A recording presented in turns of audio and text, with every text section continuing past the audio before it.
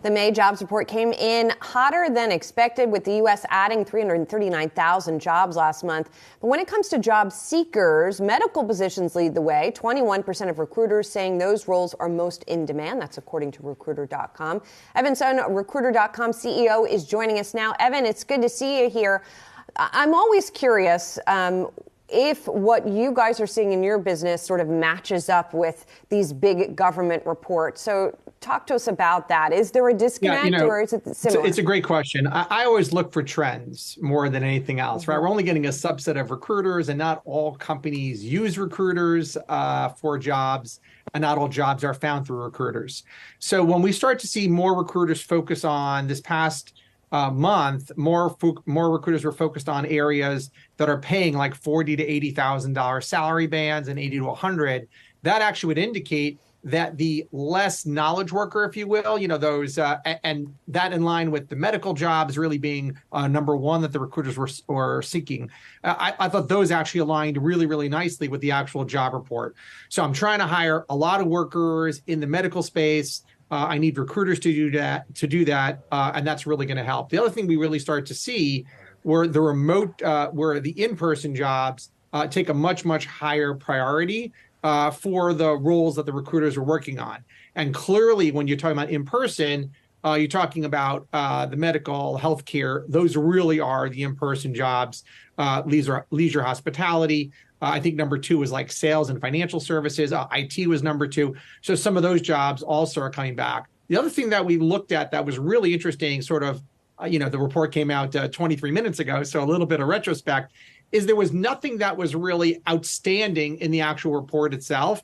And our index actually also showed that there was nothing really outstanding in the index. There was no big number of, oh my God, the backfill numbers went high wire, or travel roles went from 5% to 22%. There was no big swings, which is actually, if you look at the report that came out at 8:30, there was nothing that was really a really big swing. The only outlier was really medical and healthcare, which was the number one industry segment that our folks were really prioritizing.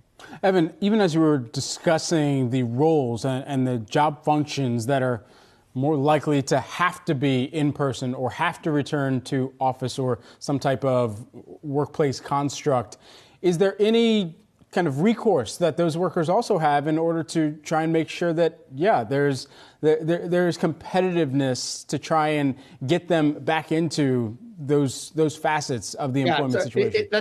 That's a great question. What we always look at, what is the candidate priority? And what's their priority for why they want to leave, and what's their priority for taking a job?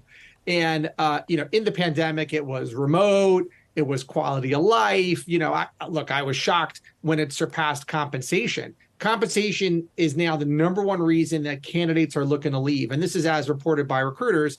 It's also the number one reason why they're taking a job.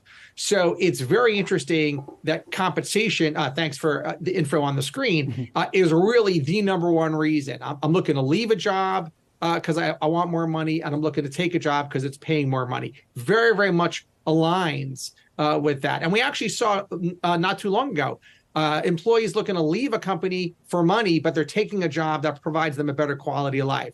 So really interesting balances now. And I think that as the salaries are now being normalized in this away from hire people at whatever cost, I think now the candidates are still being more choosy, which is why in the JOLT report you saw, okay, guess what? Now there are more open jobs than they were in the prior month. Hiring is increasing. The quit rate is slightly, and these are both slight numbers from the prior month, slightly decreasing quit rates, higher than they were pre-pandemic, at sort of average of 2019 levels.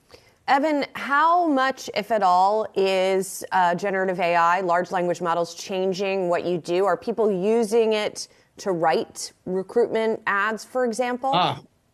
So we did a webinar yesterday on titled Work Harder, Not Smarter. Work Smarter, Not Harder. Sorry. That would be the better one, yeah. Yeah, there you go, right? And it was a panel of really awesome tech companies that have AI tools that really help recruiters, both in-house, freelance, enterprise recruiters, do their jobs better leveraging AI. And it was amazing to watch. Everything from finding candidates through AI to helping do some of the mundane candidate pitching, writing up summaries of resumes and aligning them to job descriptions, to actually having transcripts during an interview process and having summary letters written all through AI and ChatGPT. And it was probably our most successful webinar. And so if that's an indication of how companies are going to be leveraging AI, and we could talk about that ad nauseum, but I think that we've really seen many recruiters lose their jobs throughout this process. When you see the word layoff, the recruiters are first to go. When you see the word hiring freeze, the contract recruiters are cut, or more recruiters are let go in a hiring freeze. And so they have fewer recruiters trying to keep up and using these tools, ChatGPT tools.